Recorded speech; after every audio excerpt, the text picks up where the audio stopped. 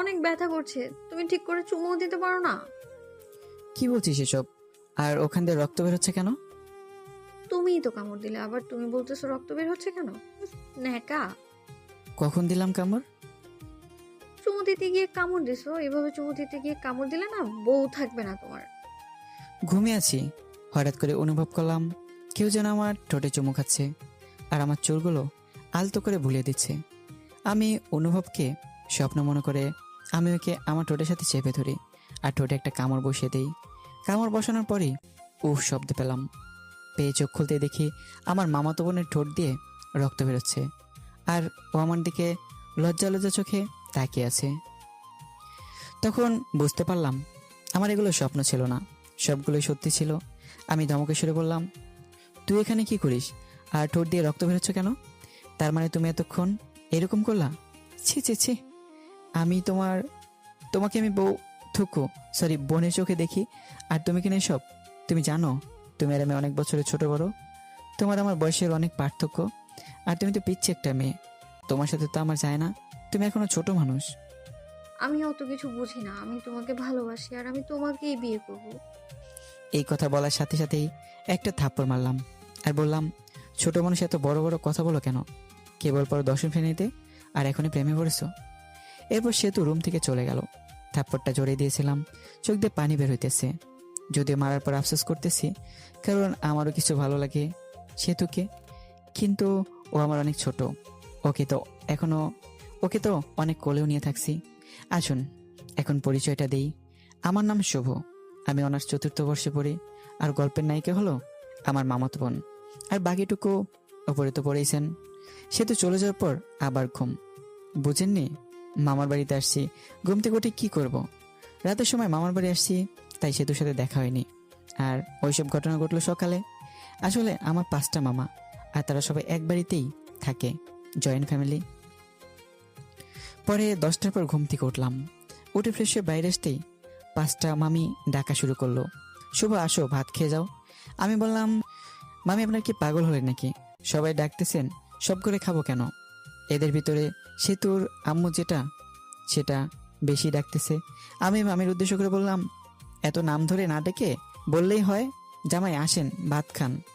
আহারে, আমি জামাই করিয়ে বলতে চাই, কিন্তু আমার মেয়ে তো তোমাকে রিজেক্ট করে দিবে, তখন আবার তুমি কষ্ট পাবা, তাই রাখি না।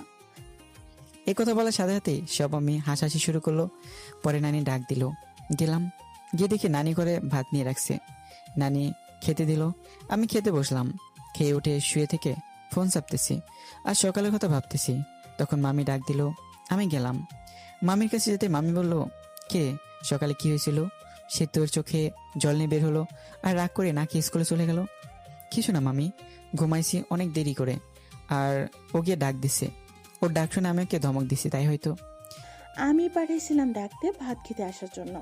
আচ্ছা, যা হইছে, তোকে তোর মামা একটু স্কুলের পাশে গিয়ে ডাক দিতে বলছে, যা। আমি ভাবতে লাগলাম, মামা কেন স্কুলে গিয়ে ডাকতে বললো? কেন? আমার মামা আসলেই হাই স্কুলের মাস্টার। পরে গোসল করে রেডি হয়ে নানির কাছে গেলাম, গিয়ে মিষ্টি সুরে সুরে বললাম, ও নানি দাও, ও নানি দাও। টাকা নেই আমার কাছে, আমি কি কামাই করি? টাকা কই পাবো? আরে ভাই, ভাবছেন আমি ফকির না? কিন্তু ফ্রিতে টাকা নিয়ে খরচ করলে দরদ ঠেকে না। পরে অনেক কষ্ট করে টাকা নিলাম, নিয়ে গেলাম মামার স্কুলের দিকে। বেশি দূরে না, কাছে মামার স্কুল। পরে স্কুলের মাঠে গিয়ে মামাকে গিয়ে ফোন দিলাম। ফোন দিয়ে বললাম, মামা আসতে বলেছিলেন। অফিস রুমে আছি, তুমি আসো। পরে গেলাম, গিয়ে সালাম দিলাম, রুমের ভিতরে গেলাম। মামা বলেন, একটা কাজ করে দিবা আমার হয়ে? এরকম ভাবে বলছেন কেন? কাজ দেন একটা, 10টা করে দেবো। তুমি তো জানো আমার মেয়ের রাগ কিরকম। সেদিকে বলছিলাম ওকে আজকে শপিং করিয়ে দিব, কিন্তু স্কুলের একটা কাজের জন্য নিয়ে যেতে পারবো না। তুমি একটু শপিং করে নিয়ে আসো তো। ঠিক আছে মামা, মনে মনে আমার টাকার 12টা বাজবে আজকে। এই নাও টাকা। লাগবে না মামা, আছে আমার কাছে। যেভাবে নিচ্ছি ওইভাবে নাও, কথা বলো কেন? বাইরে মনে হয় সেতু আছে, ডেকে শপিং এর কথা বলো, চলে যাবে। পরে টাকা দেখি 5,000। পরে সেতুকে দেখলাম বান্ধবীদের সাথে গল্প করছে। আমি স্কুলে পড়াশোনা করেছি, তাই সবাই চিনে, কেউ কিছু বলে না। সরাসরি সেতুর কাছে গিয়ে ডাক দিলাম। প্রথম ডাকা দেওয়ার পরে শুনলো না, পরে বললাম, মামা টাকা দিয়েছে তোমাকে শপিংয়ে নিয়ে যাওয়ার জন্য, না গেলে থাক, টাকা মেরে দেবো, আর কম দামে ড্রেস এনে বলবো এটা কিনেছে। আমি এসব বলছি, সেতুর বান্ধবীগুলো আমার দিকে হা হয়ে তাকিয়ে আছে। পরে সেতুর বান্ধবীদের দিকে লক্ষ্য করে দেখলো যে সবাই হা করে তাকিয়েছে আমার দিকে। এটা দেখে সেতু রেখে ওর বান্ধবীদেরকে বলল, ওভাবে দেখে কোনো লাভ নেই, ওই চিকটা শুধু আমার, ওর আর আমার বিয়ে ঠিক হয়ে আছে। বিয়ের কথা শুনে ওর এক বান্ধবী বলল, আমি তো ভাইয়ার সাথে কালকেও কথা বলছি, ভাইয়া তো বলল বিয়ের জন্য পাত্রী খোঁজা হচ্ছে। আরে আমি তোমাকে বলছি মানে, আর তোমাকে তো আমি চিনি না। ভাইয়া আমার আইডি নাম হলো মেয়ামি মন্দনা। ও, তুমি সেই মেয়ে? সেতুকে রাগানোর জন্য তোমার সাথে বলার সময় ভেবেছিলাম তুমি হয়তো সুন্দরী না, কিন্তু এখন দেখে মনে হচ্ছে আসমান থেকে নেমে আসা পরী। এটা বলে সেতু দিকে তাকাইতে দেখি সেতু আমার উপর আগে কটমট করছে, মনে হচ্ছে আজ তো খেয়ে ফেলবে। ভাইয়া ওইভাবে বলিয়েন না, লজ্জা লাগে। এটা বলার সাথে সাথেই সেতুর যত রাগ আমার উপর উঠছিল সব রাগ উঠেছে, সব রাগ ওই মেয়েটির উপরেই, যারার জন্য। ইতি দাঁড়া, তোর রাগ ছুটাচ্ছি আমি। এটা বলে কি ইতিকে ব্যাগ দিয়ে বাড়ি শুরু করলো আর বলল, শালা তুই আমার হবু স্বামীকে আর মেসেজ দেবে না, যদি দেশ তাহলে তোর 24টা বাজাবো। এটা বলে আমার দিকে আস্তে আস্তে বলতে লাগলো, তুই আর আজেবাজে মেয়ের মেসেজে রিপ্লাই দিবি না আর ব্লক করে দিবি।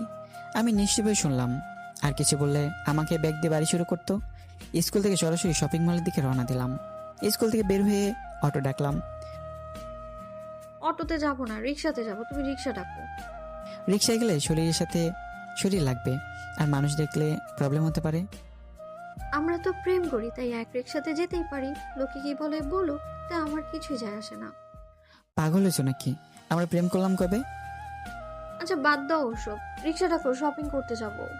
পরে বাধ্য হয়ে রিক্সা নিয়ে শপিংয়ের উদ্দেশ্যে বের হলাম। রিক্সা অনেক বিরক্ত ফিল হচ্ছে, কারণ সে তো আমার শপিং মলে যাওয়ার আগ পর্যন্ত রিক্সার ভিতর আমার হাত ধরেছিল, মনে হইতেছে স্বামী স্ত্রী যাচ্ছি। পরে শপিং মলে ঢুকে এটা কিনে ওটা কিনে, কেনার কোনো শেষ নাই। মামা টাকা দিয়েছিল 5,000, আর কিনতে মোট খরচ হলো 7,000। 2,000 টাকা পকেট থেকে গেল। টাকার জন্য মনটা খারাপ হয়ে গেল। ভাইরে ভাই, মেয়েদের নিয়ে কখনো শপিংয়ে যাইতে নাই, জীবন তেনা তেনা বানায় ফেলাই দেয়। শপিং করার শেষে বাড়ির দেশে রওনা দিলাম। শপিং করতে করতে 3টা বেজে গিয়েছিল, টাইমের দিকেও খেয়াল ছিল না। ক্ষুধাও লেগেছে, তাই ভাবলাম রেস্টুরেন্টে গিয়ে কিছু খেয়ে নেই। সেতুকে বললাম, সেতু রাজু হয়ে গেল। দুজনে খেতে গেলাম। রেস্টুরেন্টে ঢোকার সাথেই কে যেন মেলি কণ্ঠে শুভ ভাইয়া ডাক দিল। আমি এদিক ওদিক তাকাইতে দেখি কেউ নেই। তখন আমার সামনে ডাক আসতেছে, কিন্তু চিনতে পারছি না, মুখটা ভালো করে দেখা যাচ্ছে না। একটু এগিয়ে গিয়ে দেখি আমার প্রাইমারি এবং হাই স্কুলের বান্ধবী জুলেখা। আমি জুলেখাকে দেখে অনেক খুশি হয়ে গেলাম। পরে ভালো মন্দ জিজ্ঞেস করলাম, কুশল বিনিময় করলাম। পরে আমি জুলেখার পাশেই বসলাম, আর সেতুকে জুলেখার বান্ধবীর পাশে বসতে বললাম, কিন্তু সেতু দাঁড়িয়ে আছে, তাও আবার রাগের দৃষ্টিতে। কি হলো বস? কে রে মেয়েটা? আমার মামা তো আর বলতে পারলাম না। আমি ওর হবু বউ, আর এখন ওর প্রেমিকা। আর আপু, আপনি আপনার বান্ধবীর পাশে বসুন, আমি আর উনি একসাথে বসবো। আপনার সাথে বসলে না আমার ভালো লাগবে না। উঠুন, একটু উঠে এ পাশে আসুন আপনি। অনেক মানুষই কিছু বলতে পারছি না, তাই সেতুর কথা মতোই চলতে লাগলাম। আমি আর সেতু বসলাম এবং জুলেখা আর ওর বান্ধবী বসলো। খাবারের অর্ডার দিল। খাবার আসলে সেতু হাত উঠে মুখ ধুতে গেল। কে রে, কবে থেকে শুরু করলি?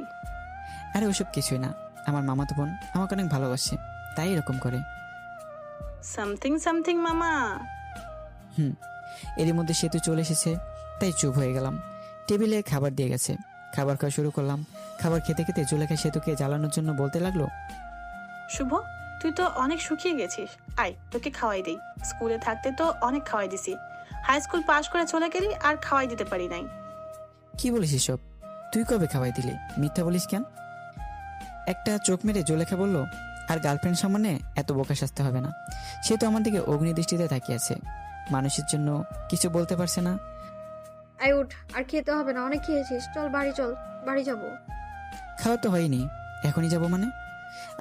যাবে কি না বলো, না গেলে ফুপা মুখে বলে দিব তুমি শুধু মেয়েদের সাথে মিশো আর মেয়েদের সাথে এই করো। আমি বুঝতে পারছি, চলো খেতে হবে না।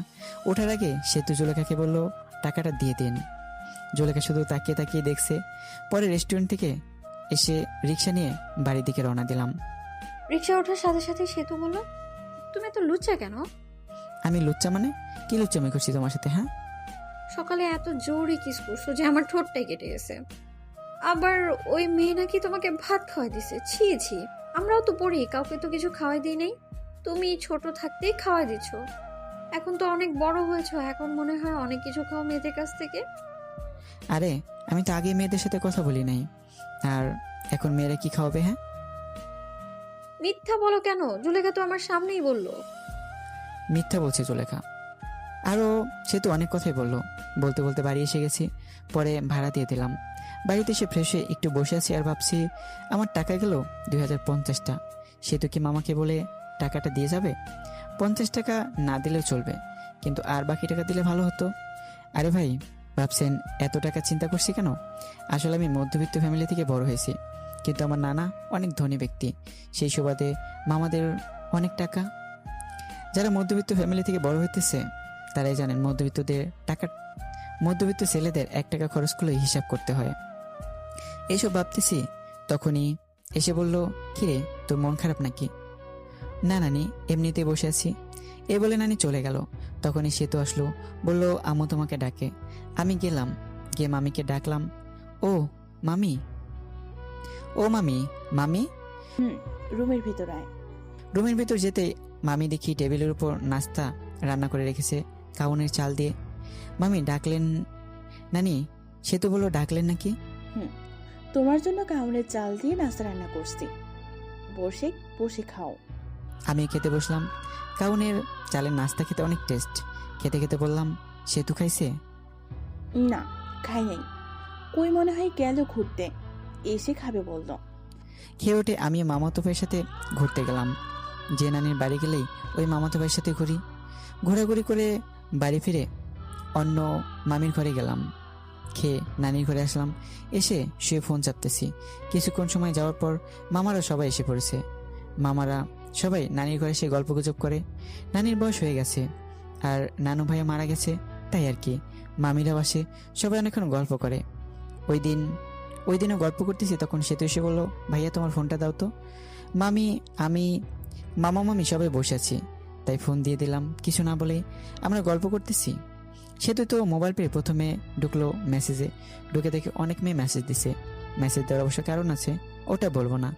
এর মধ্যে দেখতে পেলো মেয়ে আমি মন্দ না। সেতুর এই আইডি থেকে মেসেজ আসছে, ভাইয়া খাবার খাইছেন? আমি তো আপনার প্রেমে পড়ে গেছি। সেতু সিন করলো, কিন্তু কোনো রিপ্লাই দিল না।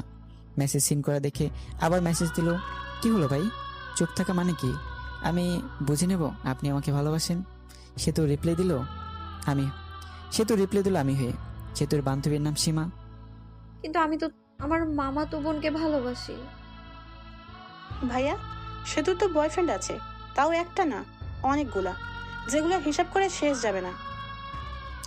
এই কথা শুনে সেতুর রাগ তো চরম পর্যায়ে চলে গেছে। আচ্ছা, আমি কে তুমি তো তা জানো না। আমি তোমার ভাবি হই। মানে? সেতু অমনি ভিডিও কল দেয়, আর ওই দিক থেকে সীমা ধরে। কল ধরার সাথে সাথেই সেতুর মুখ দেখতে পেয়ে অবাক হয়ে যায়। ওই শালি, আমার অনেকগুলো বয়ফ্রেন্ড, তাই না? না মানে যে এমনিই বলছি। এখন থেকে আর মেসেজ দিবি না। এটা বলে কল কেটে দেয়। আর আমার মেসেঞ্জারে যত মেয়ে ছিল সব মেয়েদের ব্লক মেরে দেয়। এমনকি যেসব আমার ফ্রেন্ড লিস্টে ছিল সব মেয়েকে ব্লক করে দেয়। আর মেসেঞ্জারে সব চ্যাট মুছে ফেলে। আর রিলেশনশিপ স্ট্যাটাস দেয়, ইন এ রিলেশনশিপ। মা, ফোনটা শুভকে দিয়ে দিও তো। তুই এত বড় ছেলেকে নাম ধরে বললি কেন? ও তোর ভাই, আর তুই ফোন নিয়েছিস, তুই দিয়ে আয়। পামো না। মামি আমাকে ফোন দিয়ে গেলে ফোন হাতে নিয়ে দেখি ফোনে সব কিছু চেঞ্জ। ওয়ালপেপার দিচ্ছি সেতুর, আর লেখা, ওয়ালপেপার পাল্টালে তুমি শেষ। পরে ডাটা অন করে মেসেঞ্জারে ঢুকলাম। মেসেঞ্জার একেবারে ভীম দিয়ে ঘষে পরিষ্কার করে ফেলেছে। তখন একটা মেসেজ আসলো অচেন আইডি থেকে। মেসেজে লেখা ছিল, শুভ সাহেব, এত ভেবে লাভ নাই, সবকিছু আমি ডিলিট করে দিছি। তোমার চ্যাট লিস্টে শুধু আমিই থাকবো। তোমার চ্যাট লিস্টে প্রথম ব্যক্তি আমি, আর শেষ ব্যক্তিও আমি। আর কোনো মেয়েদের সাথে কথা বলবো না। কথা বললে কিন্তু প্রবলেম হয়ে যাবে। তুমি কে? আর তুমি আমাকে কিভাবে চেনো? আমি চিনি তোমাকে, আর তুমিও আমাকে চিনো। তোমার আশেপাশেই আছি। আমি চিনতে পারছি, তুমি আর কেউ না, কিউট বোন সেতু। ওই শালা, বোন বলা বাদ দিয়ে বউ বল, বুঝলি? সবাইকে কি বউ বানানো যায়? সবাইকে বলতে হবে কেন, শুধু আমাকে বলবা? তোমাকে বলবো কিভাবে? তুমি তোমার আদরের ছোট বোন। তোকে কয়বার বলবো যে আমাকে আর বোন বলবি না? এরপরে বোন বললে না তোর 12টা বাজায় দিব। আচ্ছা বাদ দাও, অনেক রাত হয়েছে, ঘুমিয়ে পড়ো। ওকে। আমি ঘুমালাম। সকাল উঠে বাড়িতে চলে আসবো। ঘুম থেকে উঠে দেখি সে তো আমাকে জড়িয়ে ধরে শুয়ে আছে। এই সে তো, এইভাবে ধরে আছো কেন? মামি এত অন্যকে দেখলে কি ভাববে? কে বলে তো এসে একটু জড়িয়ে ধরলাম, আর এরকম করছো? সে তো ছাড়তেই চাইনি। আমি জোর করে ছাড়িয়ে নিলাম আর বললাম, তুমি এখানে কি করো? হ্যাঁ, আম্মু ডাকতে পাঠালো, তাই তো আসছি। তুমি যাও, আমি আসতেছি। সে তো মুখটা বেঁকে চলে গেল। আর ফ্রেশ হতে চলে গেলাম। ফ্রেশ হয়ে মামির কাছে গেলাম। দেখি মামি অনেক কিছু রান্না করছে। মামি এত কিছু রান্না করছেন, কেউ আসবে নাকি? ফাজলামি করা বন্ধ কর। তুই আসস, আসার পর যখন চলে যাবি তখন তোর জন্য প্রতিবারই রান্না করি। আমি মিষ্টি একটা হাসি দিয়ে খাবার টেবিলে বসলাম। পাশে সেতু ছিল, তাই সেতুর দিকে তাকিয়ে দেখি মুখটা মলিন হয়ে গেছে। মুখ মলিন হয়েছে হয়তো আমার যাওয়ার কথা শুনে। আমি থাকলে হয়তো কিছুদিন মজা করতে পারতো আমার সাথে। রংপুর কবে চলে যাবা? মজা করার জন্য বললাম, বিয়ে না করে যাব না মামি, আব্বু পাত্রী দেখতেছে। ওমা, তাই নাকি? চোখের সামনে পাত্রী থাকতে আবার পাত্রী খোঁজা লাগে? কি রে, সে তো মনে মনে কি বলিস? আসলে বিয়ে করবা? আপনিও না মামি, বিয়ে করলে আপনারা জানবেন তো। খাবার খেয়ে রুমে এসে কাপড়গুলো ব্যাগে তুলছি, তখনই সেতু আসলো আর বলল, তোমার সাথে কিছু কথা আছে। আমি শুনতেছি, বল। আমার হাত ধরে নিয়ে খাটের উপর বসালো আর সেতু আমার সামনে দাঁড়িয়ে আছে। কিছু সেকেন্ড দাঁড়িয়ে থাকার পর সরাসরি আমার ঠোঁট দুটো লেফট নিল ঠোঁটের সাথে। কিছুক্ষণ পরে ছেড়ে দিল আর বলল, আমি তোমাকে অনেক ভালোবাসি, তোমাকে ছাড়া আমি বাঁচবো না। আই লাভ ইউ শুভ। আমি স্তব্ধ হয়ে আছি, কি উত্তর দেবো ভাবতে পারছি না। আমিও সেতুকে ভালোবাসি, কিন্তু আমাদের বাস্তবতা অনেক কঠিন। আমার মামারা আমাকে অনেক বিশ্বাস করে। উত্তর দাও, কি হলো? সেতু তুমি পাগলামি করছো কেন? তোমার আমাদের সাথে চায় না, আর আমাদের সম্পর্ক কেউ মেনে নেবে না। মাঝখান থেকে আমাদের যে মধুর একটা সম্পর্ক আছে, এটাও নষ্ট হয়ে যাবে। আর আমার মামা মামিদের ভালোবাসা থেকে বঞ্চিত হতে চাই না আমি। আর তোমাকে ভালোবেসে তোমাকে নিয়ে হয়তো পালিয়ে গেলাম। পালিয়ে গেলে মামা মামিদের কাছ থেকে আগের মতো ভালোবাসা পাবো না। আর তোমরা উচ্চ ফ্যামিলির মেয়ে, আর আমরা নিম্ন মধ্যবিত্ত ফ্যামিলির ছেলে। তোমার আব্বুকে বলে সে কোনো কারণে রাজি হবে না। এর ভিতরে একটা কারণ হলো, আমরা নিম্ন মধ্যবিত্ত, আর আমার অনেকটা সমস্যা আছে, যেটার কারণে আমি কোনোদিনও হয়তো বিয়ে করতে পারবো না। ওই সমস্যার কারণ শুনলে তোমার আব্বু আম্মু কেউ রাজি হবে না। আশা করি তুমি বুঝতে পারছো। তুমি এখন অনেক ছোট, আগে বড় হও, তুমি সব কিছু বুঝতে পারবে। তুমিও যে আমাকে ভালোবাসি বলতেছো, এটা তোমার আবেগ, যেটা বেশি দিন থাকবে না। কিছুদিন পর এই ভালোবাসা শেষ হয়ে যাবে, তখন আর আমাকে ভালো লাগবে না। তুমি তখন কলেজে যাবে, তখন তোমার অনেক বন্ধু বান্ধবী হবে, আর তোমার বন্ধুরা সবাই গার্লফ্রেন্ড বয়ফ্রেন্ড নিয়ে ঘুরতে যাবে। তুমি তো ঘুরতে পারবে না, তখন মনে হবে কার সাথে প্রেম করি, যার সাথে একদিন ঘুরতেও পারি না। কলেজে যাবা, আমার থেকে অনেক সুন্দর ছেলে দেখতে পাবা, আর তোমাকে প্রপোজ করবে, কারণ তুমি অনেক সুন্দর। আর ওই প্রপোজ পেয়ে মনে মনে বলবা, কত সুন্দর ছেলে প্রপোজ করে, আর আমি কিনা পড়ে আছি শ্যামলা একটা ছেলের কাছে। তখন আর আমাকে ভালো লাগবে না, আমাকে তোমার বোরিং মনে হবে। এই শোনো, আমি না এখন আর ছোট নেই। আমি সামনে এসএসসি পরীক্ষা দিব, আর যারা 10ম শ্রেণীতে পড়ে তারা ছোট হয় না, বুঝলে? আমি বড় হয়েছি আর আমি সব কিছু বুঝি। আর তোমাকে আমি সত্যিই ভালোবাসি। এই ভালোবাসা না কোনো আবেগ না, আমি তোমাকে সেই 9ম শ্রেণী থেকে ভালোবাসি। I really love you. এটা কখনো সম্ভব না। কেন সম্ভব না, বলো না। আমার অনেক বড় একটা প্রবলেম আছে। কি সমস্যা আমাকে বলো, আমি সব রকম সমস্যা মেনে নিব। তোমার মতো কত মেয়ে বললো, শুভ তোমার সমস্যা থাকলে আমি তোমাকে ভালোবাসবো। আর শোনার পরে সবাই চলে গেল। আমি যাব না, বলো। আর একটু বড় হও, তখন বলবো ভালো থেকো। আবার মনে হয় কবে আসি না আসি, দেখা হয় না হয়। এ বলে ঘর থেকে বের হয়ে আসি আর চলে যায় নানির কাছে। সব মামা মামির সাথে দেখা করে বিদায় নিয়ে আসলাম। সেতুকে একবার ভালো করে দেখলাম, দেখি সেতুর চোখে জল এসে পড়েছে। পরে আমি বাড়িতে এসে সেতুর সাথে ঘটনাগুলো সব বলি, শুধু কিসের কথা বাদ দিয়ে। আসলে আমি আর আম্মু ক্লোজ ফ্রেন্ডের মতো। আমি ছোট থেকে আম্মুর সাথে শেয়ার করি সব কিছু। পরে কিছুদিন পর রংপুর ভার্সিটিতে চলে যাই। এর মাঝে সেতুর সাথে অনেক কথা, ভালো মন্দ এগুলোই জিজ্ঞেস করা হয়েছে। একদিন ভার্সিটি থেকে একটা মেয়ে বন্ধুর সাথে সেলফি তুলি আর ফেসবুকে পোস্ট করি। সেই পোস্ট সেতু দেখে ইনবক্স মাথায় তুলে ফেলে। ওই মেয়েটিকে? আমার বান্ধবী। বান্ধবী তাই কি হয়েছে? হ্যাঁ, ওরকম ভাবে কাছাকাছি বসে সেলফি তোলা লাগবে নাকি? আমি তোমাকে কোনো মেয়ের সাথে সহ্য করতে পারি না। এরপর যদি আবার কোনো মেয়ের সাথে সেলফি তুলো না, তাহলে আমি কিছু একটা করে ফেলবো আর দোষ দিব তোমার। আচ্ছা ঠিক আছে, বলবো না। আমার অনার্সের পরীক্ষা দেই, আর সে তো এসএসসি পরীক্ষা দেয়। সেতুর সাথে আমার অনেক কথা হয়। 1 বছর বলতে পারেন যে বিএপের যেরকম কথা হয় আমরা সেরকমভাবেই কথা বলি। 1 বছর সেতু আমার কাছে অনেকবার শুনতে চাইছে আমার প্রবলেম, কিন্তু আমি বলিনি। এখন আমি চাকরি খুঁজছি, আর সেতু ইন্টারে পড়ে। সেদিন সেতু জিজ্ঞেস করে, তোমার সমস্যাটা বলো। আমারও ধৈর্যের বাঁধ ভেঙে যায়। আমি সেতুকে বলি, আমি কোনোদিন বাবা হতে পারবো না। একটা অ্যাক্সিডেন্টে সমস্যা হয়, আর ডাক্তার বলে আমি কোনোদিন বাবা হতে পারবো না। সে তো শুধু মেসেজ সেন্ড করলো আর হার্ট একটা ইমোজি দিল, পরে অফলাইনে চলে যায়। আমি অবশ্য জানি কেন চলে গেল। আমার যে সমস্যা এটা জেনে কোনো মেয়ে বিয়ে করবে না, আর বিয়ে করবে বা কেন? আমি কোনোদিন থেকে মা ডাক শোনাতে পারবো না। এই যে সমস্যার কথা বললাম, এখানে কিছু কারণ আছে, গল্পে তখন জানতে পারবেন। গল্পের ভেতর টুইস্ট আনতে চাইতেছি। সেদিন সমস্যা বলার পর সে তো 3 দিন অনলাইনেই আসেনি। আমি ওকে মিস করতেছি অনেক। সে তো আমাকে অনেক কেয়ার করতো, অনেক শাসন করতো, আর তার দা মেসেজগুলো সেন্ড করতেছি। 3 দিন পর অনলাইনে আসলো। সেতুর নামের পাশে সবুজ বাতিটা জ্বলে উঠলো। আমি একটা মেসেজ দিলাম, কেমন আছো? ভালো। বাড়ির সবাই কেমন আছে? ভালো। ভালো থেকো। হুম। পরের মেসেজ দিলাম না, একটু মনে মনে হাসলাম। হায় রে আবেগ, আগে কত কথা বলতো আর এখন কথাই বলে না। মেসেজ তো দেয় না, আবার বলছে তোমাকে অনেক ভালোবাসি। সে তো এর ভালোবাসা ছিল আবেগ, আর এই ভালোবাসার সমস্যার কথা শুনে জানালা দিয়ে পালালো, আর বলতো সমস্যা আছে তাই কি অমনি ভালোবাসবো। আপনারা ভাবছেন হয়তো আমি কষ্ট পাচ্ছি। না, আসলে আমার কষ্ট হচ্ছে না।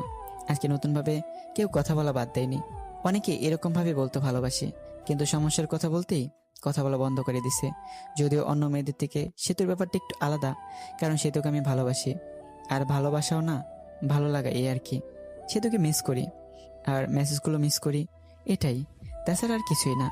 এখন আস্তে আস্তে সেতুকে বলে যাব, তার দেওয়া মেসেজগুলো আর মিস করব না। আমার একটা চাকরি হয়ে গেছে, এখন আর আমি বেকার নাই। কিছুদিন পর শুনতে পেলাম সেতুর বিয়ে ঠিক হয়েছে একটা এমবিবিএস ডাক্তারের সাথে। শুনে ভালোই লাগলো। বিয়ের দিন তারিখ ঠিক হয়েছে। বিয়ের 7 দিন আগে থেকে সব মামা মামি নানি সবাই ফোন দিয়ে বলতেছে তাড়াতাড়ি আসতে।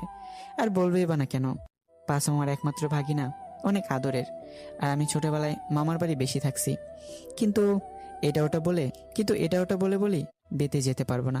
আসলে বিয়েতে গিয়ে সেতুর সামনে যেতে শরম করবে, আর শরমের কারণটা আপনারা ফিল করতে পারবেন। সেতুর বিয়েতে আসতে আব্বু আম্মু আসতে বলছে, কিন্তু না করে দিয়েছি।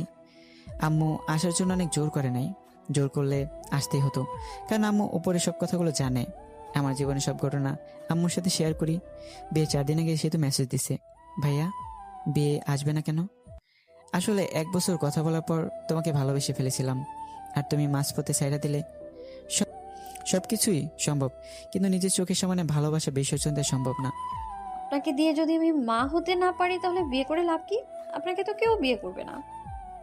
আমি আর কিছু না, হাসির একটা ইমোজি দিয়ে অফলাইন হয়ে গেলাম। বিয়ের 2 দিন আগে রুমে বসে আছি বলে ভুল হবে, অফিসের জন্য রেডি হচ্ছি। তখন দেখি মামা আমার দরজার সামনে দাঁড়িয়ে আছে। আমি সালাম দিয়ে বললাম, আরে মামা কখন আসলেন? এই জায়গায় বসেন। তখন মামা বলল, আমি বসতে আসিনি, তোমাকে নিতে এসেছি, চলো। মামা, নতুন নতুন অফিসে জয়েন করেছি, আর ছুটি দেবে না, আর এমনি গেলে চাকরি থাকবে। তোমাকে কি কেউ কিছু বলছে? তোমার মামি কি কিছু বলেছে নাকি? না মামা, আমি আর কি বলবো। তাহলে চলো তোমার অফিসে যাব, আমি ছুটি নিয়ে দিব। পরে বাধ্য ছেলের মতো মামাকে নিয়ে গেলাম। অফিসের সামনে গিয়ে মামা কাকে যেন ফোন করলো। পরে অবশ্য বুঝেছি তার বন্ধুকে ফোন দিছিল।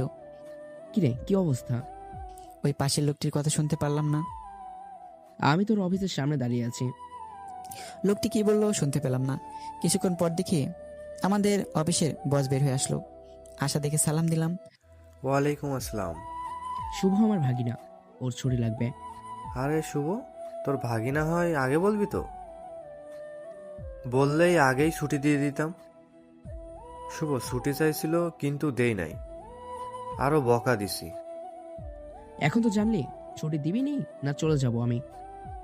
আরে তুই আইসোস, ছুটি না দিয়ে পারি বল? চল কিছু খাই। চল। পরে একটা রেস্টুরেন্টে গেলাম, গিয়ে খেতে বসলাম। তা শুভ কি কাজ কিছু পারে না পারেই না? পারে, কিন্তু নতুন তো, তাই মাঝে মাঝে সমস্যা হয়। কিন্তু পারফরমেন্স ভালো, আগাতে পারবে। হঠাৎ করে আসলি, ফোন দিয়ে আসতি, তোর ভাবি শুনলে খুশি হতো। সময় নাই রে, এখানে 2টা কাজের জন্য এসেছে। এক হলো তোর সাথে দেখা করতে, আর ভাগিনাকে নিতে। মামা একটা কার্ড বের করে দিল আর বলল, বিয়ের দিন চলে যাইস, আমার মেয়ের বিয়ে। আর কোনো কিন্তু চলবে না, বলে দিলাম। ঠিক আছে, চলে যাব। তাহলে আজকে উঠি রে, বাড়িতে অনেক কাজ, বুঝতে তো পারছিস। আচ্ছা, যা। পরে আমরা চলে আসলাম, এসে সরাসরি নানির বাড়ি। নানির বাড়ি অনেক মানুষ, সবাই আমাকে দেখে কাছে আসলো, সবার কথা বললো, সবাই কথা বললো। কিছুক্ষণ পর আমার ছোট কিউট বোনটা আসলো আর বললো, আমার জন্য কি নিয়ে আইসো?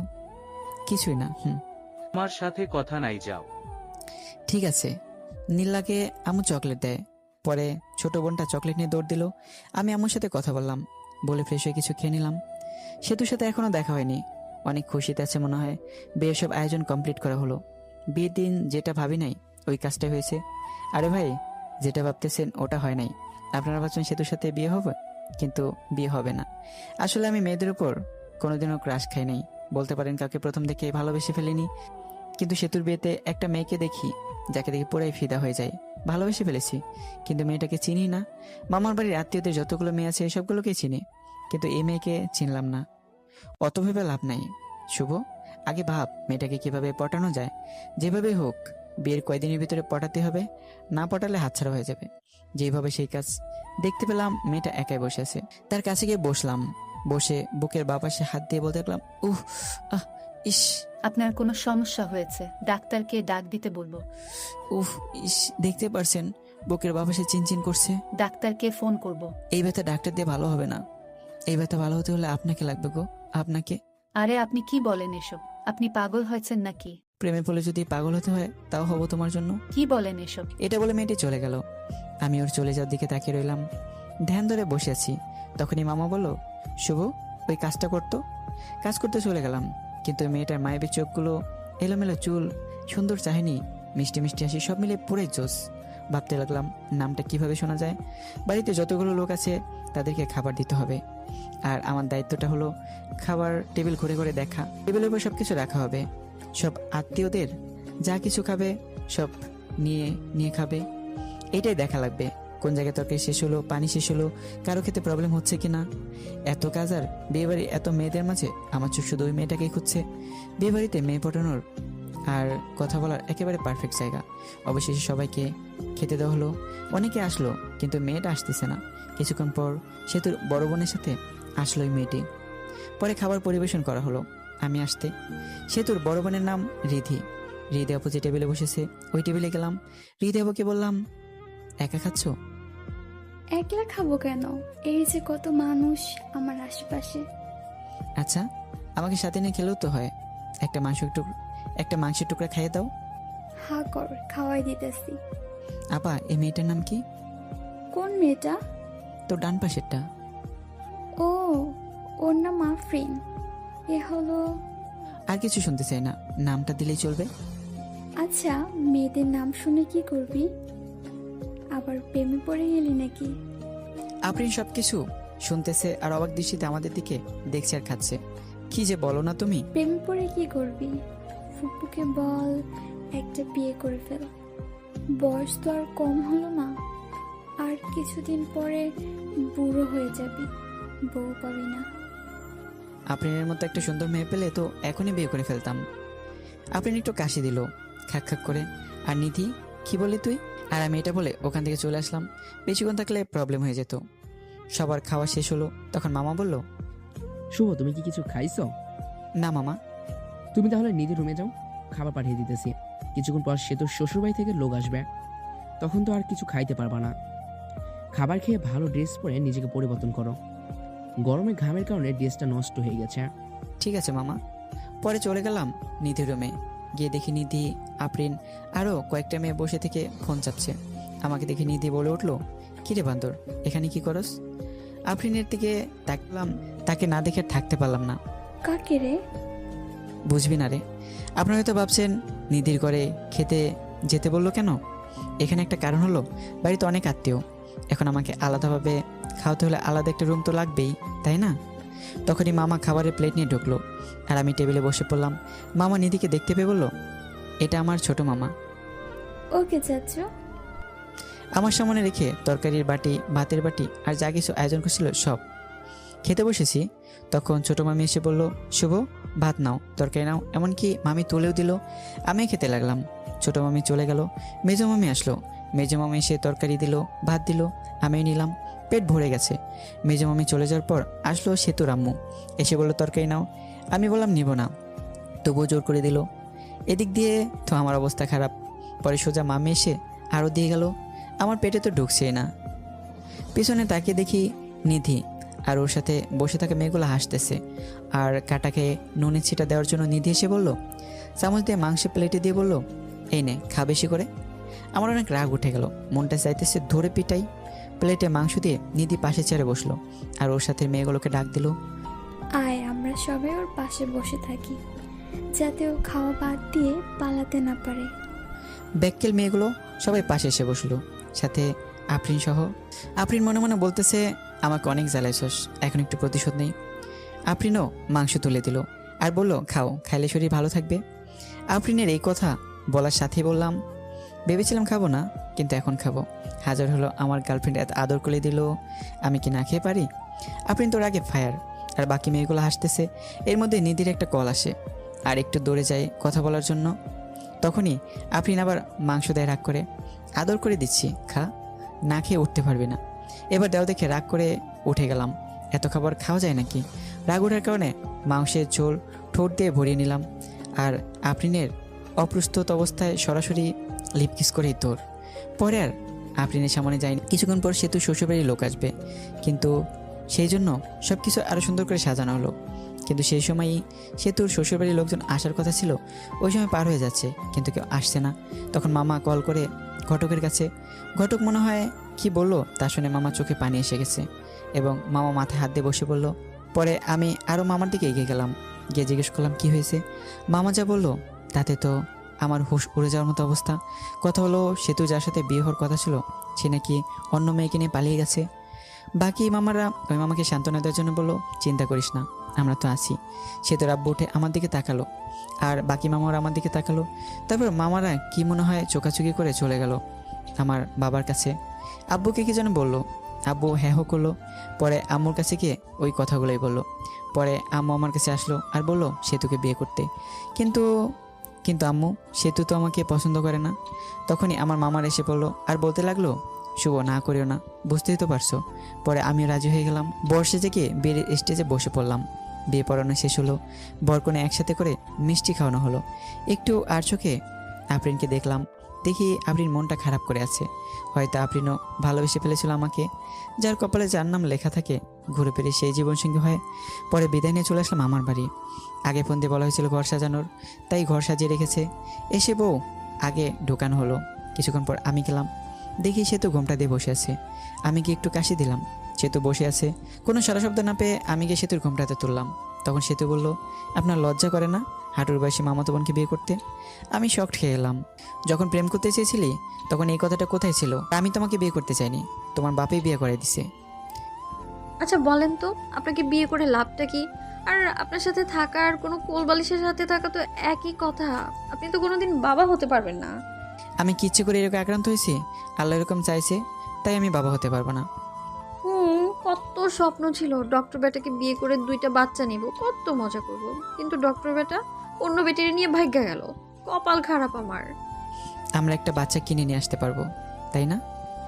পালক নেওয়া বাচ্চা আর নিজের গর্ভধারণ করা বাচ্চার মধ্যে অনেক পার্থক্য। আর আমি আপনার সাথেই তো থাকবো না, কিছুদিন যাক ডিভোর্স দিয়ে দিব। ডিভোর্সের কথা শুনে মনটা খারাপ হয়ে গেল। বাসরাতে ডিভোর্সের কথা শুনতে হইতেছে। কত স্বপ্ন ছিল এই রাত নিয়ে, কিন্তু সব স্বপ্নগুলো স্বপ্নই রয়ে গেল কপালে। বাসরাতের কথা চিন্তা করতেছি। সেতুর দিকে তাকিয়ে দেখি সেতু ঘুমিয়ে গেছে। আমি সেতুর পাশে শুয়ে পড়লাম। সকালে সেতুকে জড়িয়ে ধরে ঘুমিয়ে আসি। আমার ঘুম সেতুর আগেই ভাঙে, কিন্তু উঠি নাই, কারণ সেতুকে জড়িয়ে শুয়ে থাকতে ভালোই লাগতেছে। তখনই সেতুর ঘুম ভেঙে গেল আর সেতু নিজেকে সারানোর চেষ্টা করছে, কিন্তু পারছে না। কিন্তু পরে সেতু এমন একটা কাজ করলো যে কাজটা আমি ভাবতে পারিনি। সেতু আমার কাছ থেকে ছাড়াতে না পেরে গালের ভেতর চিমটি মারলো আর আমি ও বলে উঠলাম। গালে হাত দিয়ে দেখি যে জায়গায় চিমটি দিছে ওই জায়গাতে রক্ত বেরোচ্ছে। এটা থেকে মেজাজটা খারাপ হয়ে গেল। লজ্জা করে না আপনার আমাকে জড়িয়ে ধরতে? যত সব ফালতু ছেলে, বুকে জড়িয়ে ধরে ঘুমালেই সব কিছু হয় না, সন্তান জন্ম দেওয়ার ক্ষমতাও থাকতে হয়। আমি কি বলবো না বলবো বুঝতে পারছি না, কথা বলার ভাষা হারিয়ে ফেলেছি। একজনের একটা সমস্যা থাকতেই পারে, তাই বলে কথায় কথায় এরকম। কিভাবে বলবো? হ্যাঁ, তাড়াতাড়ি আমাকে ডিভোর্স দিবেন। এটা শুনে আরও মেজাজ খারাপ হয়ে গেল। পরে মারলাম একটা থাপ্পড়। এত ডিভোর্স ডিভোর্স করস কেন? হ্যাঁ, ডিভোর্স কি খুব ভালো জিনিস নাকি? ডিভোর্স দিলে আমার কিছুই হবে না। আর তোর সাথে ছেলেরা কথা বলবে, কিন্তু কেউ বিয়ে করার জন্য না, শুধু তোর দেহ লোটার জন্য। এগুলো বলে আমি চলে আসলাম বাইরে। বিয়েটা কীরকম হলো আপনারা জানেনই, তাই আমাদের বাড়িতে বেশি আয়োজন হয়নি। আমার ভালো বন্ধু আছে আমার বাড়ির পাশে, ওর নাম রবি। আমি রবিদের বাড়িতে চলে গেলাম। মনটা ভালো ছিল না, তাই game mode do not disturb চালু করে গেম খেলা শুরু করলাম আমি আর রবি। সেতুকে এসব কথা বলার পর সেতু আরও রাগ করেছে। সেতু ফ্রেশ হয়ে বাইরে এসে সবার সাথে কথা বলতেছে। আব্বু আমাকে খুঁজতেছে, কারণ সকালে একেবারে আমাকে দেখেনি। 12টার সময় গেম খেলা থেকে বের হয়ে দেখি 50টার মতো মিসড কল উঠে আছে। দেখি আম্মুয়ের নাম্বার থেকে কল এসেছে, আব্বুও দিছে। অনেকটা অপরিচিত নাম্বার। আমি রবিদের বাড়ি থেকে বের হয়ে বাড়ির দিকে হাঁটা ধরলাম, আর অপরিচিত নাম্বারটাতে কল ব্যাক করলাম। কল রিসিভ করে কিন্তু কথা বলে না। কে আপনি? হ্যালো হ্যালো, কিন্তু কথা বলে না। কিছুক্ষণ পরে কথা বলল। আমি বলার পর চিনতে পারলাম সেতু কল দিছে। তারপর কলটা কেটে দিছি। দেখি বাড়ির কাছাকাছি এসে পড়ছি। বাড়িতে ঢোকার পরপরই আব্বু আম্মা জিজ্ঞেস করলো, কই গেছিলা? রবিদের বাড়িতে গেছিলাম। এই কথা বলার সাথে সাথেই শুরু হলো বকাবকি। আমি চুপচাপ সব কিছু শুনে ঘরে গেলাম, গিয়ে ফোনটা চার্জে দিলাম। ঘরে সেতু বসে আমাকে দেখে জিজ্ঞেস করলো, কই গেছিলেন এত সকালবেলা? কই গেছিলাম তুমি শুনে কি করবা? ফোনটা চার্জ দিয়ে বাইরে এসে পড়লাম। আমাদের বাড়িতে হালকা কিছু আয়োজন করা হয়েছে। সেতুদের বাড়ি থেকে 2-3 জন লোক আসবে আমাদের নিতে। আমি ফ্রেশ হয়ে ঘরে গিয়ে শুয়ে আছি, আর সেতু বসে থেকে ফোন চাপতেছে। ফোন চার্জে, তাই টিপতেও পারছি। সেতুর দিকে তাকিয়ে আছি। ওরকম তাকিয়ে থাকেন কেন? দেখি আমার বন্ধু গার্লফ্রেন্ড এবং আমার ন্যাংটাকালের বান্ধবী ফোন দিছে, নামটা মিথিলা। ফোন চার্জে ছিল, তাই রিসিভ করে স্পিকার বাড়িয়ে দিয়ে বললাম, কি রে শয়তান, বিয়ে করলি আর একটু বললিও না? তাতে আবার বলতি বিয়ে করার সময় তোদের ছাড়া বিয়েই করবো না। হঠাৎ করে সব কিছু হয়ে গেছে, রবিকে বলার টাইম পাই নাই। রবি বলল তোর বউ দেখতে একদম বাজে। আমাকে দেখে রবির হিংসা হয়েছে, ওটা সুন্দর না তাই। আরো কি শুনলাম? কি শুনলি? শুনলাম রাতে বলে বিলাই মারতে পারিস নাই। বেটি এসব কি বলস? এমনি বললাম রে। পরে কথা কই রে, ফোনে চার্জ নাই। আগে তো অনেক কথা বলতি, এখন বউ হয়েছে না, কথা বলবি কেন? বাবু রাগ করো না, রবি চিপাই নিয়ে চকলেট দিবনি। বান্দর চিপাই নিয়ে চকলেট দিবে মানে? রবিকে বল, রবি বলবনি কিভাবে চিপাই নিয়ে চকলেট দিতে হয়। এই কথা বলে ফোনটা কেটে দিলাম। আমি কেটে না দিলে কথা বলতেই থাকতো। ফোনটা রেখে সোজা হয়ে পিছনে তাকাতেই পারিনি, দেখি সেতু দাঁড়িয়ে আছে। মেয়েটা কে ছিল আর আমাকে খারাপ দেখা যায় এটা বললো কেন? মেয়েটা কে আছে তোমাকে বলবো কেন? আর যাকে দেখতে যেরকম লোকে, তো তাকে সেরকমই বলবে। তুমি ওকে বাবু বললা কেন? ভালো লাগছে তাই বলছি। আর আপনি থেকে তুমি বলছো কেন? আমি তোমার বড়, সম্মান দিয়ে কথা বলবা। ঘরে বউ রেখে অন্য মেয়ের সাথে কথা বলতে লজ্জা করে না? লজ্জা করবে কেন? তোমাকে তো ডিভোর্স দিয়ে দিব। এটা শুনে রাগ করে সেতু চলে গেল। আমি শুয়ে রইলাম। কিছুক্ষণ পর সেতুর বাড়ি থেকে লোকজন আসলো। খাওয়া দাওয়া করে শ্বশুর বাড়ির দিকে রওনা দিলাম। শ্বশুর বাড়ি যাওয়ার পর সেতুকে জ্বালানোর জন্য মেয়েদের বলতে কাছের মানুষকে জ্বালানোর সহজ উপায় হলো কাছের মানুষের সামনে অন্য মেয়েদের সাথে কথা বলা। শ্বশুর বাড়িতে যাওয়ার পর সেতুতে সব আত্মীয়রা ছিল। গিয়ে দেখে আফরিনও আছে। মেয়েটার মনটা অনেক খারাপ। কপালে যা থাকে তাই তো হয়। আমাদেরকে থাকার রুম দেওয়া হয়েছে, ওই রুমে আগে থেকেই সেতু ছিল। পরে গেলাম, গিয়ে দেখি সেতুর সব বোনগুলো একসাথে বসে আছে। আমিও তাদের সাথে যোগ দিলাম। ওদের মধ্যে থেকে একটা মেয়ে বলে উঠলো, দুলাভাই কত হ্যান্ডসাম। ও মা তাই নাকি? তুমিও তো অনেক কিউট। সেতুর সাথে বিয়ে না হলে তোমাকে বিয়ে করতাম। সবাই এসে দিল। তখন আরেকটা মেয়ে বললো, দুলাভাই সেতুকে হানিমুনে কই নিয়ে যাবেন? সেতুকে নিয়ে হানিমুনে যে কি হবে? হানিমুনে তো শালিদের নিয়ে যেতে হয়, তাহলে মজা বেশি হয়। আমি তো ভাবছি সেতুকে রেখে তোমাদের সবাইকে নিয়ে হানিমুনে যাব। আহারে, সেতুকে রাইখে গেলে সে তো কষ্ট পাইব। সেতু আনরোমান্টিক একটা মেয়ে। সেতুকে নিয়ে হানিমুনে গেলে টাকাটাই নষ্ট, তা না?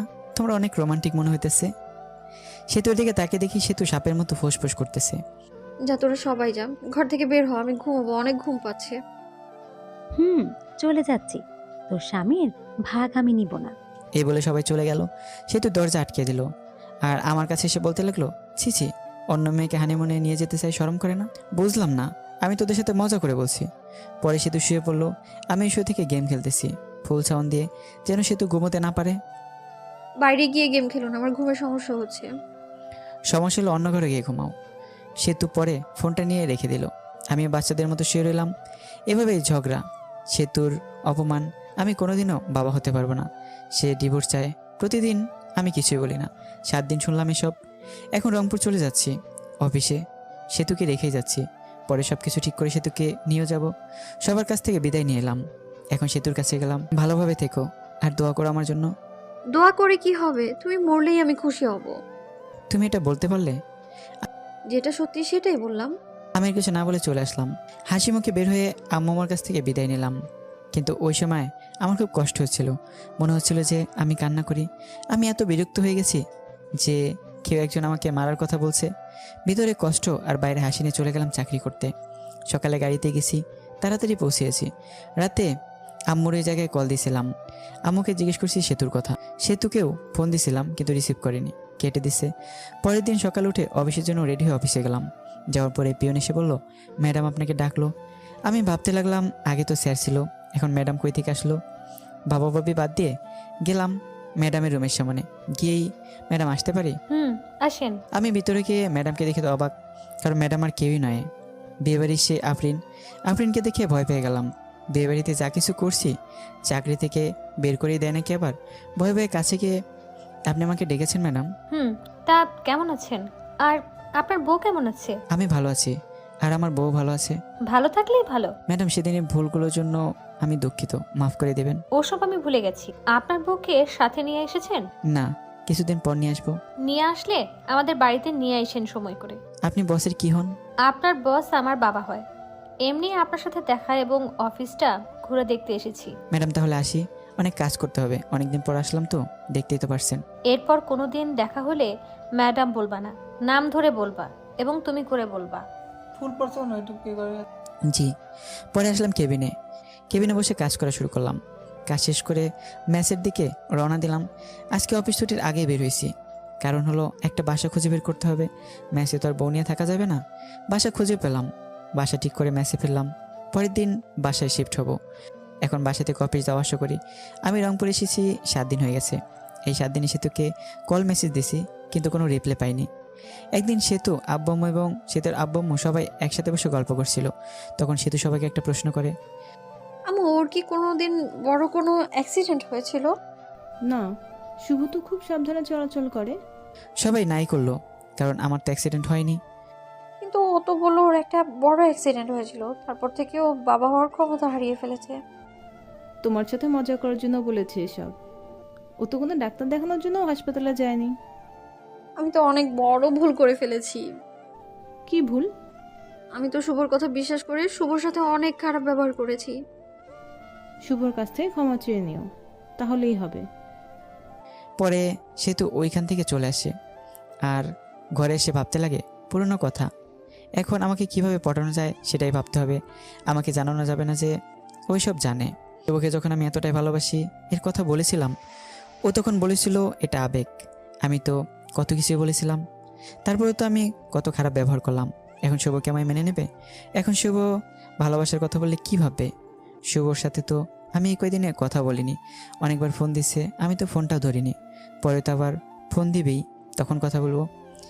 এসবই ভাবলো সেতু। এখন আমি আর সেতুকে কল দেই না। উকিলের সাথে কথা বলছি ডিভোর্সের ব্যাপারে। সে যত দ্রুত সম্ভব উকিল কাজটা করে দিতে চাইছে। 7 দিন চলে যায়, তবু সেতুকে একবারে কল দেয়নি। সেতু আমাকে কল দেয়নি। সেতুর এখন আর ভালো লাগে না। সেতুর শুধু ইচ্ছে হয় আমার সাথে কথা বলতে। সেতু মিস করে ওই দিনগুলো, যে দিনগুলোতে আমাকে দেখতে পারিনি। আমি কত কিছু বলেছি। যখন সেতুর ফোনটা বেজে ওঠে তখনই সেতুর মনে হয় যে আমি ফোন বা মেসেজ দিছি, কিন্তু আমি কোনো ফোন বা মেসেজ দেইনি। সেতু আমাকে কল দিতে চায়, কিন্তু কোনো একটা কিছু কারণে আমাকে মেসেজ বা কল দিতে পারে না। এখন আর আমি সেতুর কথা মনে করি না। আমি প্রথম অনেক কষ্ট হয়েছে আর নিজেই নিজেকে দোষ দিই। সেতুকে মিথ্যা কথা বলাটিও ঠিক হয়নি। এদিকে সেতু সবসময় মনমরা হয়ে বসে থাকে, কারোর সাথে বেশি কথা বলে না, শুধু আমার কথাই ভাবে। আমার সাথে কথা বলতে মন চায় কিন্তু পারে না, ধৈর্য ধরে থাকে। আমি তাকে অবশ্যই মেনে নেব, কিন্তু আমার নাম্বার থেকে কল আসে না। 1 মাস হয়ে গেছে, কিন্তু আমি সেতুর সাথে কোনো কথা বলিনি। সেতুর থাকতে না পারে আমাকে কল দেয় রাতে, তাও আর 12টার সময়, যে সময় আমি ঘুমে মগ্ন হয়ে আছি।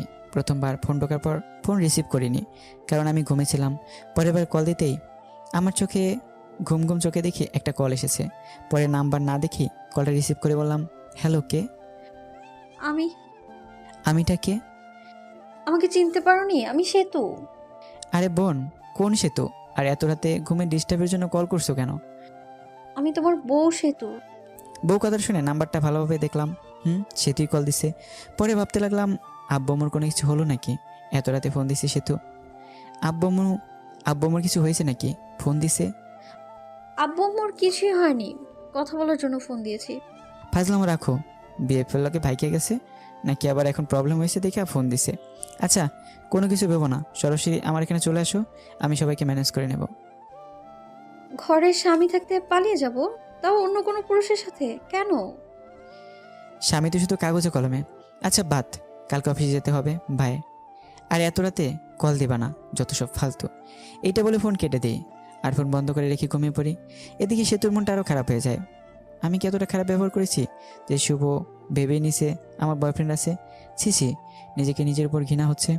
আর ভাবে শুভ আগে মেসেজ দিত, কেমন আছে, কি করো, কথা বলার জন্য আমাকে ফোন দিত, আর এখন কথাই বলে না, ঘুরে ফিরে আমাকে অপমান করলো। সারা রাত না ঘুমিয়েই পার করে আর ডিসিশন নেয় যে শুভ তো এখানে চলে আসবে, কারণ শুভ বলেছিল বাসা ভাড়া নিছে আর যেতে বলেছিল আমাকে।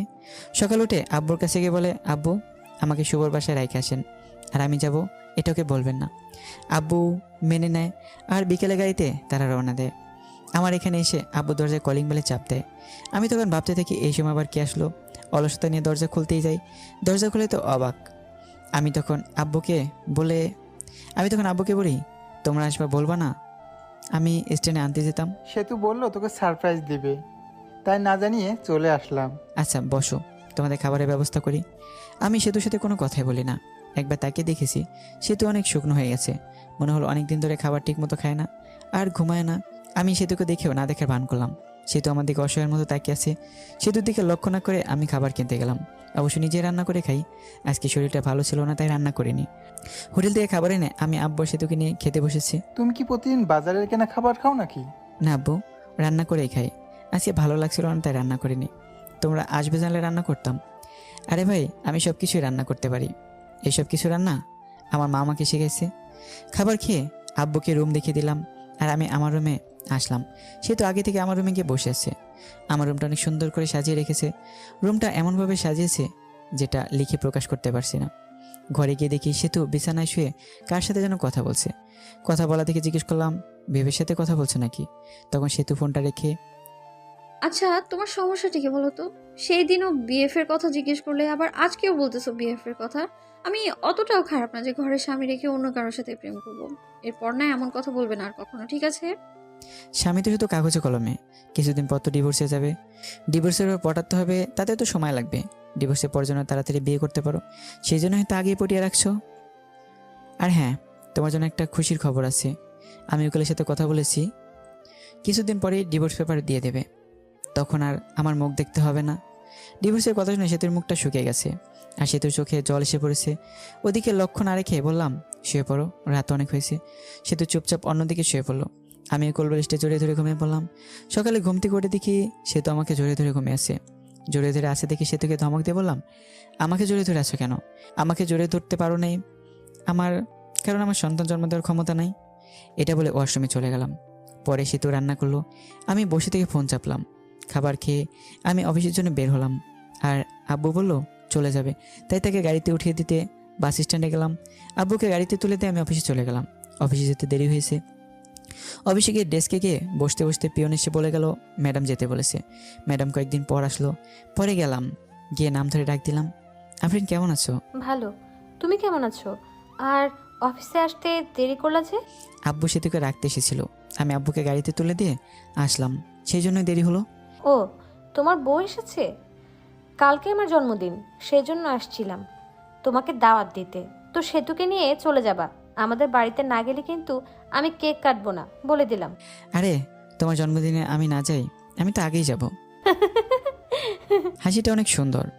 ঘরে বউ রেখে আরেকজনকে ইমপ্রেস করার চেষ্টা নাকি শুভ সাহেব? না, যেটা সত্যি ওটাই বললাম। হুম, আমি তাহলে যাই, কাজ আছে। ঠিক আছে, যাও। পরে এসে কাজ করতে লাগলাম। কাজ করা শেষ করে দুপুর টাইম হয়ে গেছে, তখন ফোনটা বেজে উঠলো। ফোনটা হাতে এনে দেখি সেতু কল দিছে। রিসিভ করার ইচ্ছে না থাকা সত্ত্বেও কলটা রিসিভ করলাম। হ্যালো, কে? আমি। ফোন দিছো কেন? দুপুরে খাবার খাইছো? খাইলেই কি আর না খাইলেই কি? আমার অনেক কিছু। তোমার সাথে কথা বলার সময় নাই।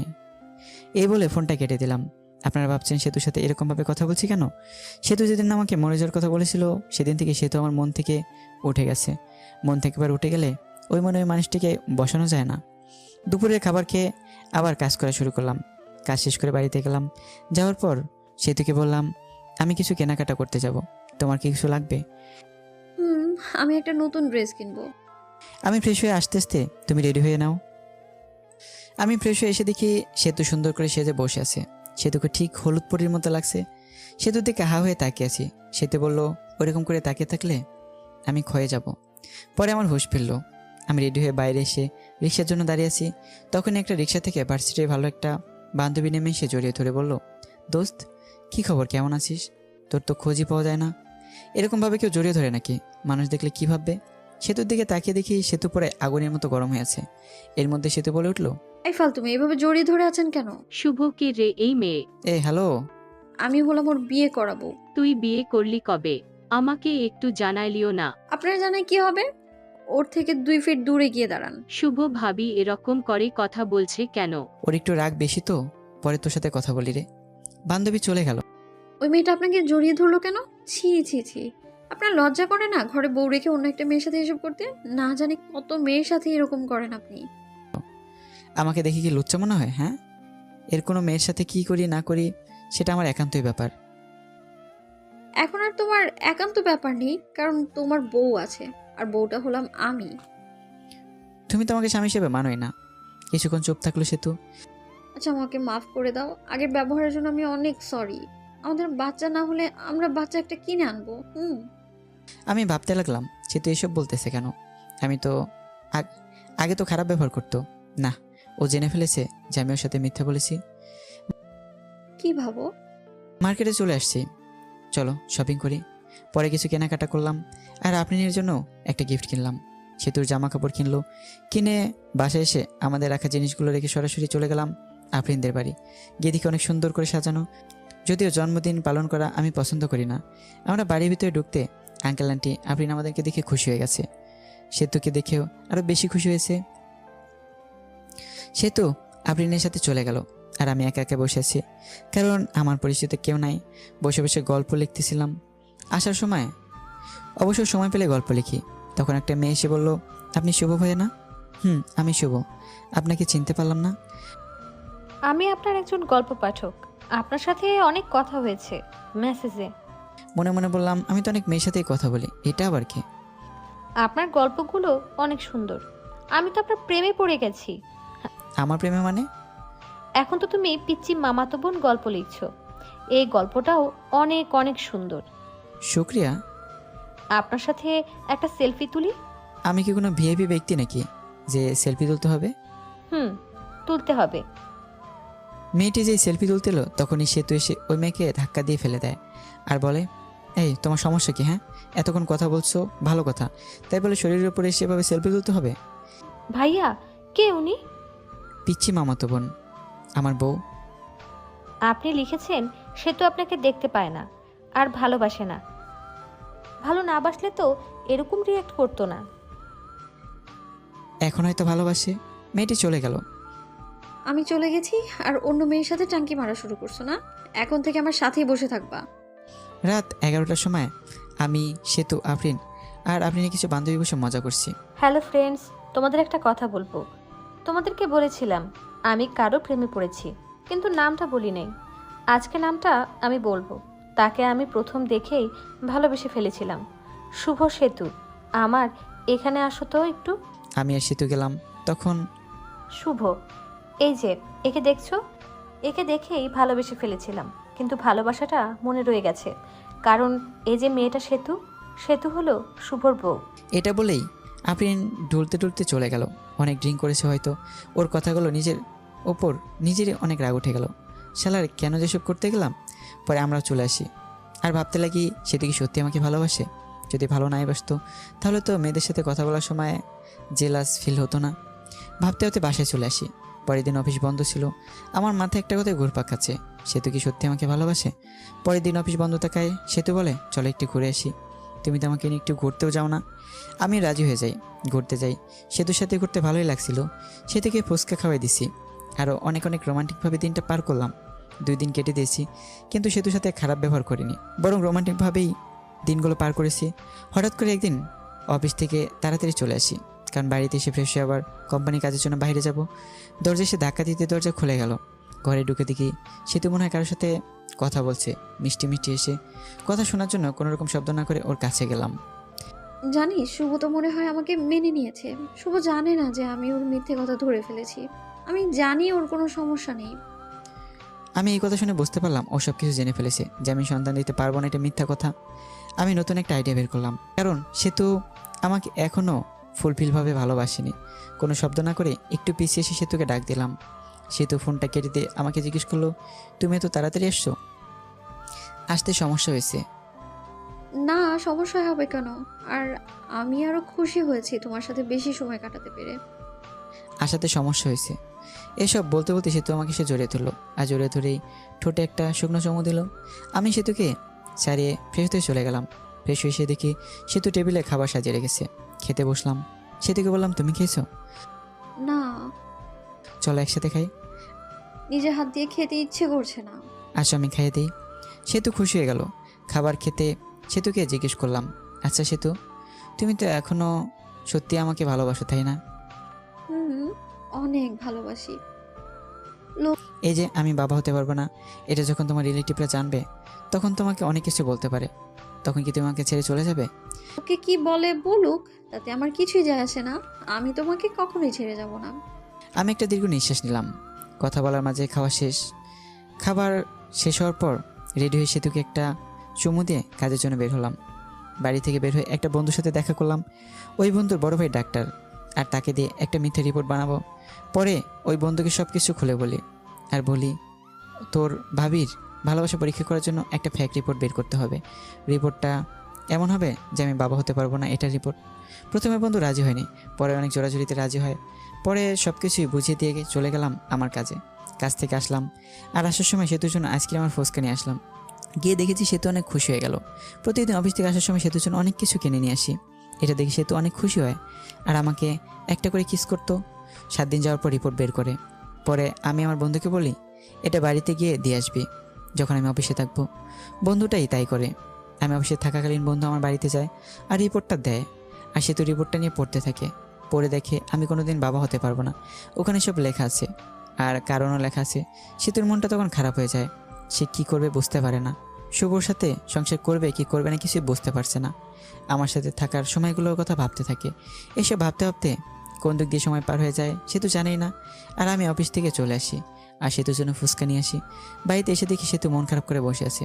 আমি সেতুকে ডাক দিই আর বলি, সেতু কি মন খারাপ? তোমার কি তোমার আব্বা আমার কথা মনে পড়ছে?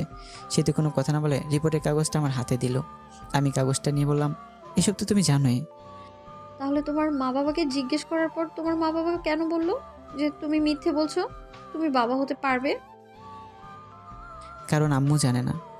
সেতু এই কথা শুনে মুখটা রাগি বানিয়ে চলে গেল। আমি ফ্রেশ হতে চলে গেলাম। ফ্রেশ হয়ে এসে কিছু খেয়ে নিলাম। সেতুর সাথে কথা বলার চেষ্টা করতেছি, কিন্তু সেতু দরজা খুলতেছে না। ভিডিও দেখতে দেখতে সন্ধ্যা হয়ে গেল, তখনই সেতু ঘর থেকে বের হলো না। এখন বুঝতে পারলাম সেতু কেন মন খারাপ করে বসে আছে। আমি ভাবতে থাকলাম, সেতুকে তাহলে আসলে আমাকে ভালোবাসেনি। সেতু এতদিন তাহলে আমার সাথে মিথ্যা ভালোবাসা নাটক করেছে। সেতু তো ঘর থেকে বের হচ্ছে না।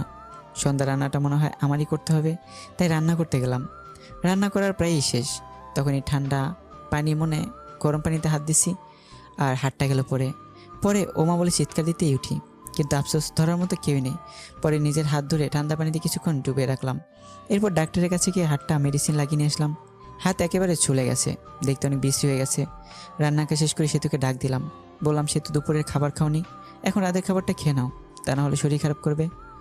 তুমি হয়তো আমাকে মেনে নিতে পারছো না, ঠিক আছে, আমার ডিভোর্স পেপার রেডি আছে, তোমাকে দিয়ে দেবো। তোমাকে মুক্তি দিয়ে দেবো, আসো তাও খেয়ে নাও। পরে সেতু বের হলো, আমার হাতটা সেতুকে দেখায়নি। পরে সেতু চুপচাপ খেয়ে নিল। হাতের কষ্ট থেকে মনের কষ্টটা অনেক বড়। সেতুকে অনেকটা ভালোবেসে ফেলেছিলাম, হাত পোড়ার কারণে হাতে জ্বালা পোড়া করছে, আবার মনটা ভালো নেই। সেতুর সাথে কাটানো সময়ের কথাগুলো ভাবছি, কত সুন্দর ছিল দিনগুলো। এসব ভাবতে ভাবতে চোখে জল এসে গেছে, মনে হইতেছে চিৎকার করে কাঁদি। ঘুম ধরছে না, এমনিতেই হাতে জ্বালাতন করতেছে, আবার ক্ষুধাও লাগছে। রাত 12টা বেজে গেছে, বসে থেকে কান্না করছিলাম। কষ্ট আর সহ্য হচ্ছে না, অনেক কষ্ট হচ্ছে, যেটা হয়তো বলে প্রকাশ করতে পারবো না। চোখ দিয়ে জল থামছেই না। তখনও কাঁধে কারো হাতে ছোঁয়া পেলাম। পিছনে তাকিয়ে দেখি সেতু দাঁড়িয়ে আছে, চোখের জলটা মুছে। তুমি এখানে কি করো এত রাতে? আপনি কি করেন? আমার ভালো লাগছে না, তাই আমি বসে আছি। আমারও ভালো লাগছে না, তাই আমিও বসে থাকতে এলাম। তোমার আবার ভালো লাগবে না কেন? তোমার ভালো লাগার কারণ তো তোমাকে ছেড়ে দিতেছি। ডিভোর্স পেপার তো রেডি আছে, কালকে সকালে নিয়ে আসবো। মন খারাপ করো না তো। মেয়েদের সাথে ফষ্টি নষ্টি করতে পারো না বলে আমার ডিভোর্স দিবা, তাই না? এসব কি বলো? তুমি তো বলা ডিভোর্স দিতে। সে তো আমার কলা ধরে বললো। ওই আমি কখন ডিভোর্স চাইলাম? আমি তো চুপচাপ ছিলাম। আমি বাবা হয়তো পারবো না শুনে তুমি মন খারাপ করে দরজা লাগিয়ে বসেছিলে, তো এটা বোঝাই যায় তুমি আমার সাথে থাকতে চাও না, ডিভোর্স চাও। আরেকবার ডিভোর্সের কথা বলে না ঘাটটা মুটকে দিবা, একদম বলে দিলাম। আসলে আমি সরি, আমার ভুল হয়েছে। আমিও তোমাকে ছাড়া থাকতে পারবো না। আমি তোমার সাথে কাটানোর সময়গুলোর কথা ভাবলাম, তুমি আমাকে কতটা কেয়ার করো এটা ভাবলাম। বাচ্চা হবে না তো কি হয়েছে, আমরা বাচ্চা একটা কিনে নিয়ে আসবো। সত্যি তুমি আমাকে ছেড়ে যাবে না? মরার আগ পর্যন্তও যাব না। আজকের ব্যবহারের জন্য অনেক সরি। আমরাই তো। সে তো আমাকে জড়িয়ে ধরে আছে, আমি ধরেছি। রোমান্টিক ওয়েদার আমাদের মাঝে। সে তো শরীরের সাথে একটু ডান হাতটা লাগাতে বলে উঠলাম। কি হয়েছে তোমার? আমি তখন সেতুকে হাতটা দেখালাম। সেতু চমকে উঠলো। এরকম হলো কি করে? আজকে রান্না করার সময় এরকম হয়েছে। সেতুর চোখে জল এসে গেছে। আমি আসলে সরি, আমার সন্ধ্যার সময় এরকম ভাবে থাকা উচিত হয়নি। তোমার অনেক কষ্ট হচ্ছে, তাই না? তাহলে তুমি তো ভাতও খাও নাই, তাই না? হ্যাঁ। পরে সেতু প্লেটে ভাত নিয়ে এসে আমাকে খাইয়ে দিল। আমি খাচ্ছি আর মাঝে মাঝে হাতে কামড় দেই। খাওয়া দাওয়া শেষ করে আমার বুকের উপর সেতু শুয়ে আছে, আমি সেতুর মাথায় হাত বুলিয়ে দিচ্ছি। পরে দুজনে ঘুমিয়ে পড়ি। এখন থেকে শুরু হলো রোমান্টিক সংসার। হঠাৎ করে একদিন সেতু মাথা ঘুরে পড়ে যায় আর আমি ডাক্তারখানায় যাই। ডাক্তার বলে খুশির খবর, আপনি বাবা হতে চলেছেন। এটা শুনে আমি অনেক খুশি হই। সেতুকে বলতে সেতু মুখটা গোমরা বানিয়ে বলে, আমার পেটে বাচ্চা আসলো কীভাবে? তুমি তো বলেছিলে বাবা হতে পারবে না, আর রিপোর্টে লেখা ছিল। ও, ওইসব ছিল সাজানো নাটক, ওই রিপোর্টে ছিল সাজানো। তুমি আম্মুর কাছ থেকে জানছিলা? আমার কোনো সমস্যা নাই, এটা আমি জানতে পারি। আর আমি তোমার ভালোবাসা কতটুকু সেটা সত্যি জানার জন্য এসব করছি। তুমি ভালো না, তুমি অনেক পচা। রাগ করো না লক্ষ্মী সোনা, একটু হাসো প্লিজ। সে তো একটা মিষ্টি হাসি দেয়। এই খবর বাড়িতে পৌঁছালে সেতুকে সবাই বাড়িতে আনতে চায়, কিন্তু সেতু বাড়িতে আসবে না বলে দেয়। আমাকে ছাড়া নাকি সেতুর ভালো লাগে না। আমাদের একটা ছেলে সন্তান হয়, আর দেখতে একেবারে ওর মায়ের মতোই সুন্দর। আমি ছেলেকে দেখে ভাবতে লাগলাম, আমার ছেলে ততটা ভালো না, তাই যত মেয়ে ঘুরছে। আর আমার ছেলে ছেলে তো মাশাআল্লাহ অনেক সুন্দর। না জানি মেয়েরা আমার ছেলের জন্য কি কি করে বসে।